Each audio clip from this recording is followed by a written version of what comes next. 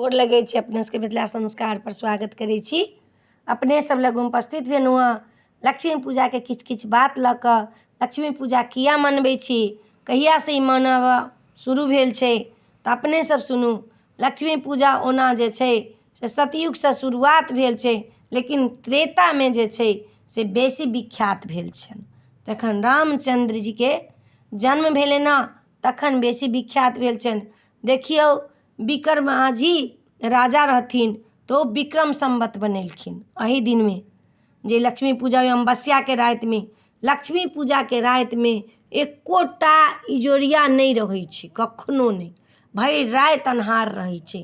ताहि दुआरे लोक उजाला कऽ कऽ देखै छै रातिमे। दोसरमे रामचंद्र जी जे छथिन से विजयदशमी दिन विजय प्राप्त केलखिन, आ एहि दिनमे लक्ष्मी पूजाके दिनमे अयोध्या एलखिन।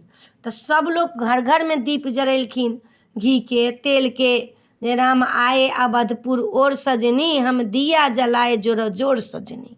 राम आए अवधपुर और सजनी, हम दीपो जलाओ जोरा जोर सजनी। जोड़ा दीप जरा जरा कऽ राम जी के स्वागत केने छी। एही दिन में माता कालिका सीता जे छथिन से काली के रूप धारण कऽ कऽ सहस्रा बाहु के मारने छथिन, विजय प्राप्त कऽ के आयल छथिन। ताहि दुआरे काली के पूजा सेहो होइए एहि दिन में। अपने सबके बता दै छी, सहस्रा बाहि के मारि कऽ और माता जे छथिन सीता से काली के रूप धारण केलखिन, आ तखन जाकऽ सहस्रा बाहु के मारलखिन तऽ विजय प्राप्त केने छथिन। तऽ एही दिन में काली के पूजा सेहो होइ छनि, आर रामचंद्र जी के पूजा सेहो होइ छनि। आ माता लक्ष्मी जे छथिन से माता जहन जाय लगलखिन हँ रामचंद्र जी वन, तऽ माता जानकी के जे छथिन से धरती में अग्नि में दऽ आयल छथिन। ओ एलखिन हँ आ हुनकासँ मिलन भेलनि हँ राति में।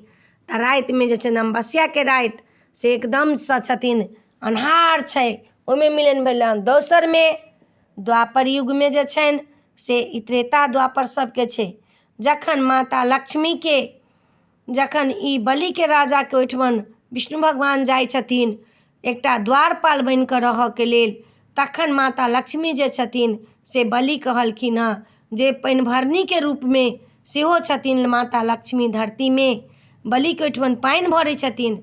एहि दिन में माता लक्ष्मी जे छथिन से भेटै छथिन विष्णुसँ। तेसर में जे भृगु ऋषि छथिन से श्राप देने छथिन माता लक्ष्मी के। भृगु ऋषि के सेहो श्राप देलखिन माता लक्ष्मी, जे ब्राह्मण दरिद्र भऽ जायत, लेकिन ब्राह्मण कर्म करत तऽ दरिद्र नहीं हैत, कर्म पर जीवत तऽ दरिद्र नहीं हैत। तऽ भृगु ऋषि सेहो श्राप देलखिन माता लक्ष्मी के, जे अहाँ पति पत्नी एकठमन नहीं रहब। फेर ई तऽ बहुत अनर्थ के बात छै। फेर भृगु ऋषि कहलखिन हँ जे अहाँ लक्ष्मी पूजा के राति में, अमावस्या के राति में, कार्तिक महीना के अन्हरिया कृष्ण पक्ष के अमावस्या के राति में अहाँ के दुनू गोटा के मिलन हैत, विष्णु के और लक्ष्मी के। तऽ ताहि दुआरे राति में जे छनि से ज्योति जरा कऽ विष्णु के लक्ष्मी के आवाहन करै छी, जे विष्णु अहाँ के घर चलि अएता आ लक्ष्मियो अहाँ के घर चलि अएता। ताहि दुआरे मंत्र देलहुँ हँ। तऽ अपने सब एहि में बता देलहुँ हँ महत्वपूर्ण बात। ताहि लेल लक्ष्मी पूजा लोक करैया, नव नव साड़ी नव नव कपड़ा लोक पहिरैया, फटक्का फोड़ैया, दीप जरबैया। ओना ई दीप के त्यौहार छै, मिलन के त्यौहार छै। जकरासँ अहाँके नहियो मिलन अइ तकरो घर मिठाई दियौ, मीठ चीज दियौ, अपने सब भोजन भात करू, सब गोटा मिल कऽ रहू। एहि दिन में धनवंती के पूजा होइया, विष्णु के पूजा होइया, लक्ष्मी के पूजा होइया, माता जानकी के पूजा होइया, राम के पूजा होइया, काली के पूजा होइया, लक्ष्मी गणेश के पूजा होइया। ताहि दुआरे बहुत महत्वपूर्ण दिन छै दीपावली। दीपावली दीप के दिन छै, दीप के उजागर करू। तऽ अपने सबके एहि वीडियो में इएह छलै।